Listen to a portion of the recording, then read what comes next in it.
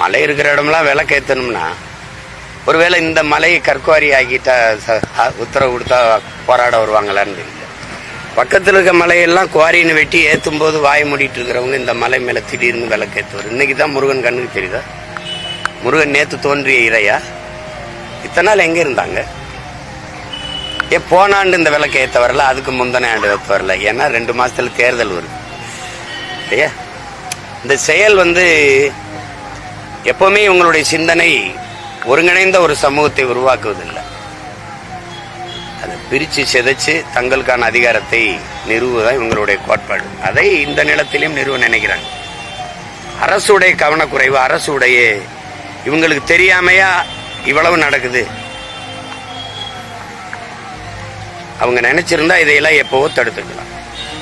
திடீர்னு இன்னைக்கு திடீர்னு நாங்க இந்த மலை மேல விளக்கு ஏற்றுவோம் அப்படிங்கிறது ஒற்றுமையா இருக்கிற தமிழ் சமூகத்துக்குள்ள ஒரு பிளவை ஏற்படுத்துகிறதா நான் அதை பார்க்கிறேன்.